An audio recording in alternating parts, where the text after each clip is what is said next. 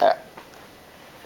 And I'll just edit the first part. Okay, Cool. so let me just see what you have. As far as vibrato goes? Yeah. Okay, it's gonna be a little. Just practice at any note, just. Yep.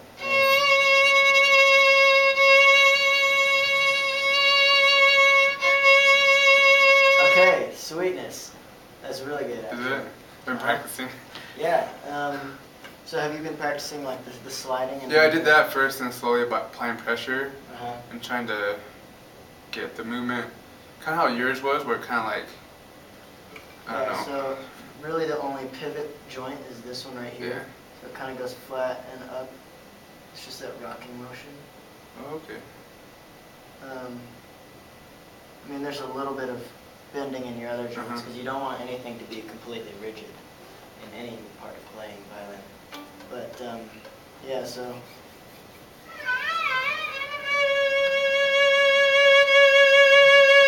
And you want really the movement to come from your elbow, kind of oscillating back and forth. Mm-hmm. Yeah. Let me hear it again.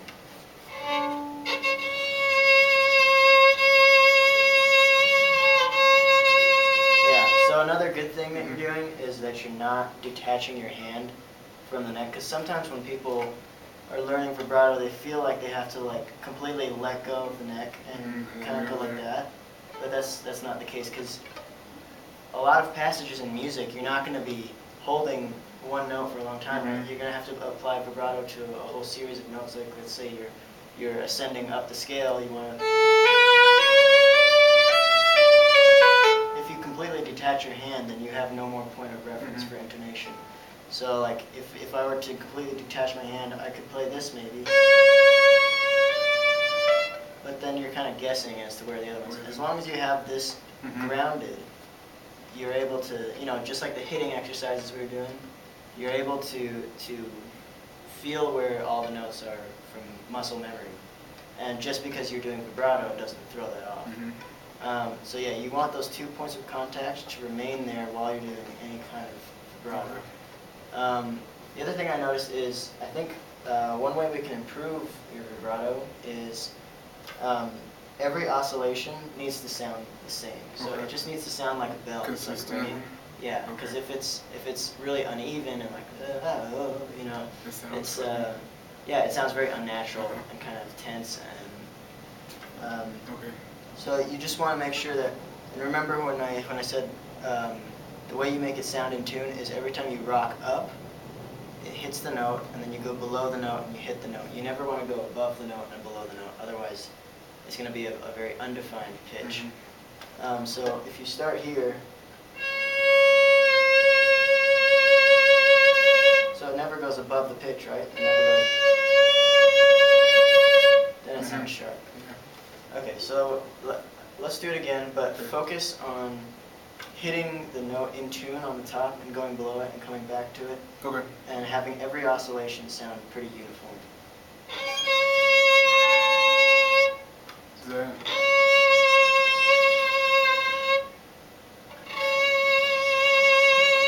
That's probably the best sounding one so far. Okay. The other thing is you want to have enough control over it where you can control the speed. So if I tell you to do it slower, you should be able to do that no problem. So you can go, maybe this is comfortable for you, but you want to be able to go slow. And fast. Like eventually you want to get to the point where you can completely control that.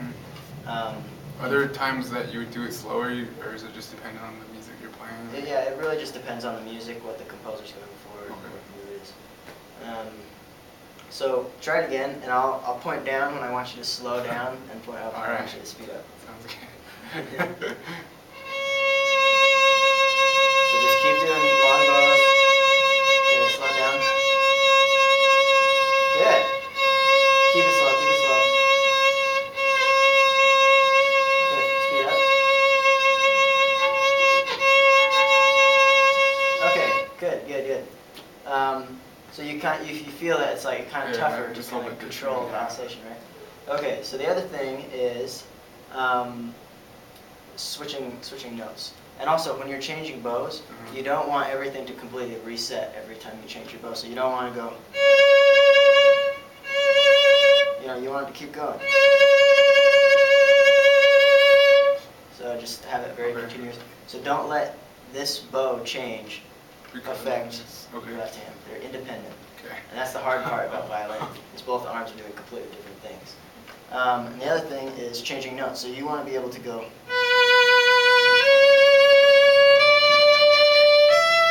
Right? So let's try that. Let's just go from second finger to third finger in one bow. Okay. That's a little hard. So keep your points of contact. Okay.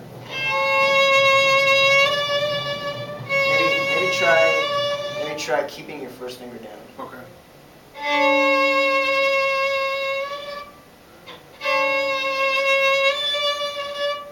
It's a little bit difficult. Yeah, try just staying on second finger, but with the first finger down. See if that. Just keep going. Just stay on the second. Just stay on second, yeah.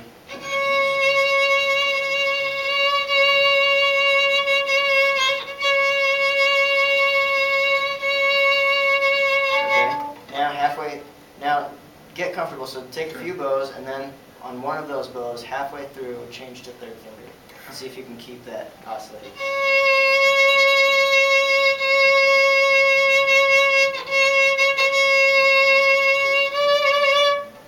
That's very awkward, but is it? Because sometimes when I'm doing that, I think because sometimes I feel like instead of moving with.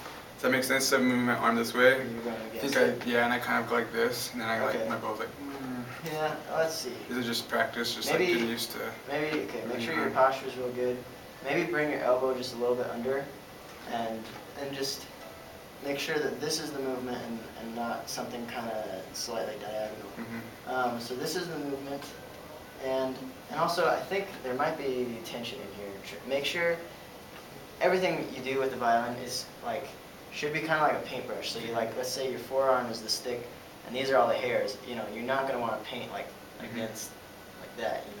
You want the hairs to follow. So everything goes like this. Even your bow. When you're bowing, you want things to go like that. You don't ever want to be totally rigid. Okay.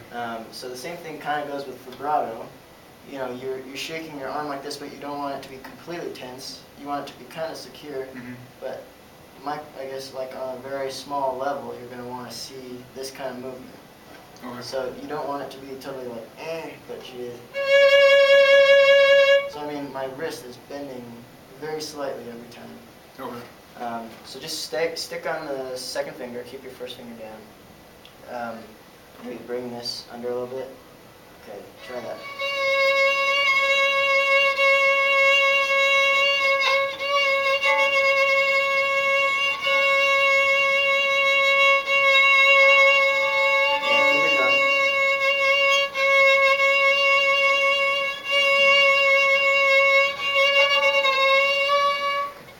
Try maybe bending this a little bit more. Okay. And maybe bringing it this way. Yeah.